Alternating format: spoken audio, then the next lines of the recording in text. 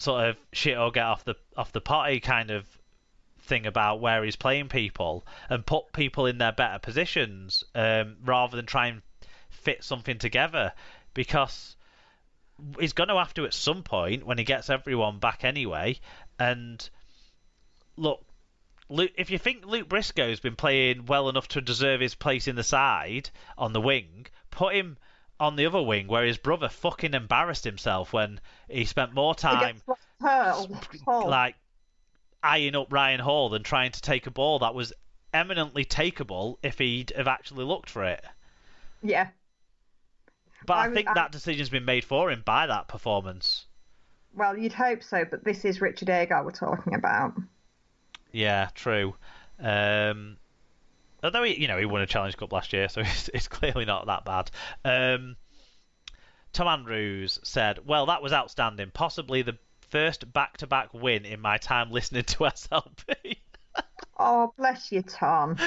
Plenty of standout performances. Abdul, Linnett and Parcell stood out. Funny seeing all the visually impaired Leeds fans in the Twitter comments. I wonder if Tim can put a negative spin on this one. Well, we didn't hear from Tim actually on this one. And before we get into it, Sarah, Richie Myler, he got sin-binned in the second half of this game for dissent. He's been given a grade C questioning the integrity of a match official charge. 2-match penalty notice there for Mr. Myler. So, that's... You respect the referee. Yes, exactly. And probably take out your frustration on your performance rather than on the match official next time, Richie, yeah? So... You listened to a bit of this one on the radio, didn't you? What did you know what to do with it? Because obviously you wanted to laugh like Rob, but at the same time probably wasn't enjoying the way it was going either. Well, it was a funny one because they got off to a really good start, didn't they? Yes. They really raced into that 16-0 lead, and I must admit there was a little bit of me going, right, come on then, when's it going to all go wrong for them? And it clearly didn't. Listening to the commentary of the first Ryan Hall try, the one where Briscoe didn't really want to touch the ball. Yeah. They didn't really know what to make of it. And I think Kane Lynette scoring 3 tries sort of speaks volumes of the quality of the opposition. It's not every week that a second rower gets a hat trick, is it? Let's say that for sure. Well, maybe it was, he's just desserts after the Lee Gaskell cheating last week. Somebody said to me, an elderly guy from church, I think he's 82 now. He said to me yesterday morning, if you want to watch something this afternoon, watch the Super League show. You can see a sparkling performance by Rovers against Leeds. So I just, I told him I was disappointed we haven't played them yet. But the standout performers that Tom's pulled out, we've already talked about Linnett. Abdul getting a lot of plaudits from this game. Did it sound from the radio like he was a key part in this performance? Yeah, I think it sounded like he was definitely orchestrating a lot. And I think he had to, didn't he? Because Mikey Lewis was banned, wasn't he? He was, yeah. So we asked the question last week, how are they going to address that? And we wondered if it would be Brad Takarangi. Well, he did come in, but he played in his better position, I'd say, of the centres. And Rowan Milnes came into the side, in fact, for Rovers, right, yeah. to partner Jordan Abdul in the halves. But Abdul ran the show, it sounded like. Yeah, I mean, it did also sound like Takarangi had a very good game as well from what it sounded like on the radio. Yeah, and I noticed on Twitter after the game quite a lot of Hull KR fans talking up the performance of Louis Johnson as well, who they've moved into the second row. At Warrington and on his previous loan spell at Rovers, they tried to play him in the middle, and I always sort of felt like he didn't quite have the appetite for the battle in the middle as of yet, but he's looked a bit better playing out there on the right second row. Yeah, it's funny because I would think of him as being a second rower. I don't really know why, but yeah. So I think he's just a bit better out there. So maybe Tony Smith has found the right position finally for him in this early going. Yeah. But yeah, I mean, it did sound like it was all Rovers really. They controlled the game. Any of the tries particularly stand out for you? Any of Kane Lynette's tries better than the others?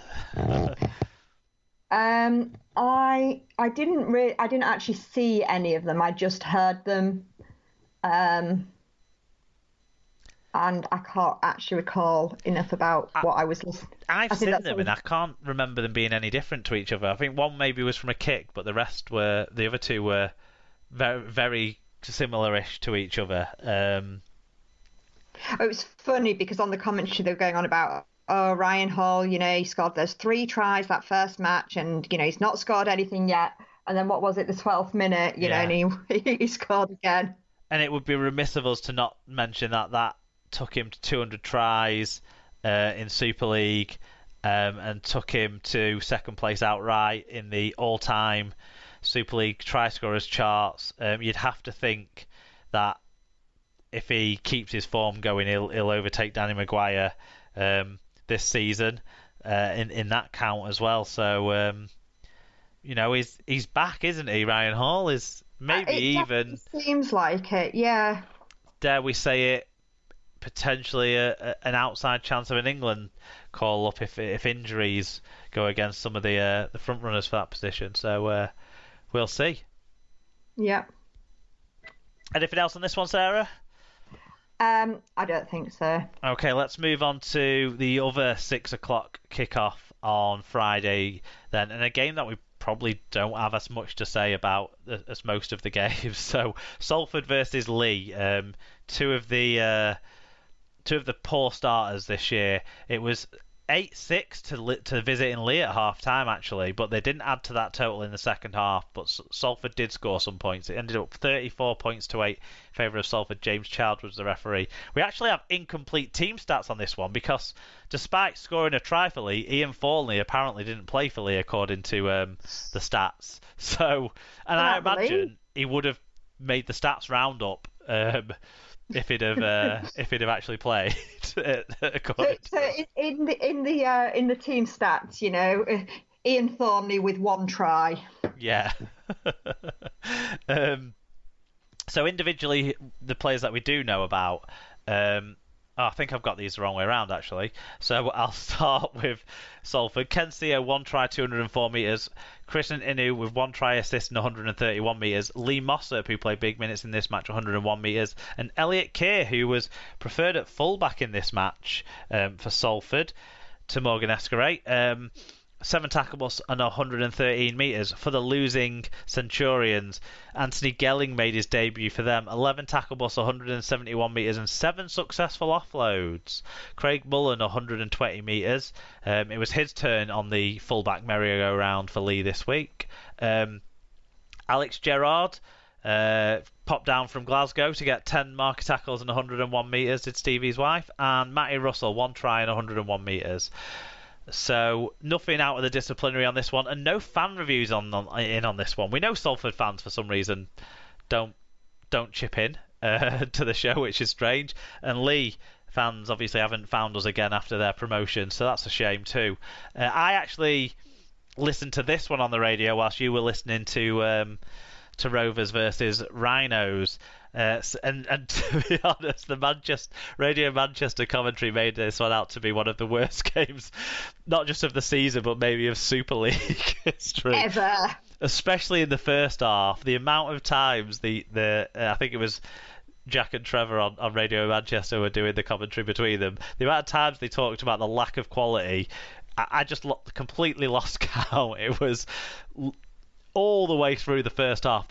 More often they said the quality has just been abysmal or something to that effect, and they actually said anything that had happened good. It probably took an hour for there to be any real piece of quality in this match, and I think even when it happened, it was in a case of turning a bit of an intercept juggle into something special, which I'll go into later when I talk about my highlight moments from the game. It does seem going off the match report I've read and the radio commentary I've listened to, that Kevin Brown had some good involvement in the game when things did click into gear for Salford sort of midway through the second half, and it sounds like he was quite a composed presence, which you'd expect from the oldest man in Super League. Harvey Levett was pushed out into the centres early on in this game because Matty Costello picked up an injury, and actually from the highlights Levett looks to have performed pretty well as well, and he was given points in the Albert Goldthorpe, and I can't remember who got the points actually in the Man of Steel on this one. Check that out for yourself, guys. We don't want to do everything for you, but Lee are going to have to think about how they end games like this, because they just imploded once the result got away from them. But we were talking just a couple of minutes ago about the amount of potentially poor sides there are in this year's competition, and so points percentage could be important. So if they just like completely mail it in when they realise they're not going to win a game, and basically 3 tries in the last 10 minutes from Salford, all fairly easy to score. Although, to be honest, quite a few of the tries were easy to score, even the ones Lee scored, which makes me worried for Salford a little bit still. But they're going to have to think about that, because they could get cut way adrift from everyone else on that category alone, and then it might not matter how many games they win, even then, because if it's going to be close down there amongst a group of teams that are struggling, Yeah, and they've got no finishability. Yeah. They're just a side that need a lot of improvement right now. They're a side that need to understand what their spine's going to be. Maybe when Brendan Elliott's available to go into fullback, you'd think if that can give them some consistency there with Brearley and Reynolds, probably half-backs together. But I just don't have the confidence that they'll get that consistency, because I think they'll chop and change, trying to find some magic formula that just isn't there. They miss Adam Sidlow as well in this game. Maybe if they had him, that would have been a real powerful force in the forwards that could have maybe met up against, say, Lee Mossop, who did really well in the game for Salford. So we'll see. Highlight moments though, Chris Atkins' try, even though it was one of those pad up the score at the end tries, it was the best one for me. It was after Lee had thrown the towel in, but it was a really well worked try, right to left passing movement through both halfbacks, and then nice. Atkin got involved, chimed into the line late, got the ball out to Levett, who made a break. Then Atkin was there for the return pass. Really nice piece of play. But I think need to talk about that Inu moment that I hinted at before. It was just after the hour mark, and at that point, actually, it was close. But from that point, Salford never looked back and Lee never recovered. If you've seen the highlights of it, then you'll know what I'm talking about. If you've not seen the highlights of it, go and watch it, because it's really good.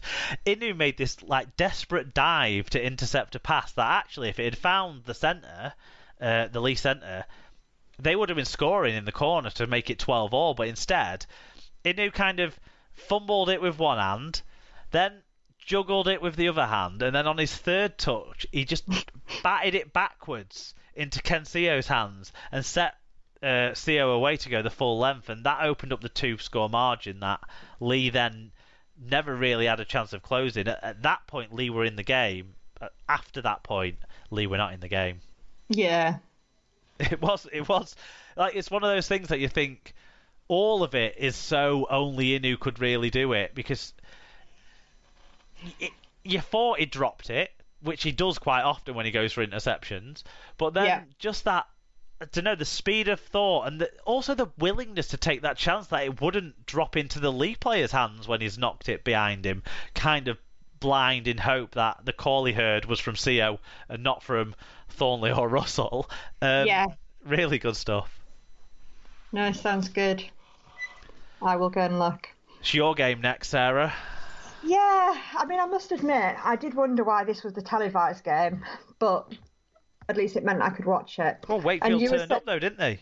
Yeah, you were saying about, a lovely sunny evening at the DW making you long to be there, and I did have this slight moment of, oh, I want to be there. Yeah. And then I had another moment of, oh, what's it going to be like going back to the rugby?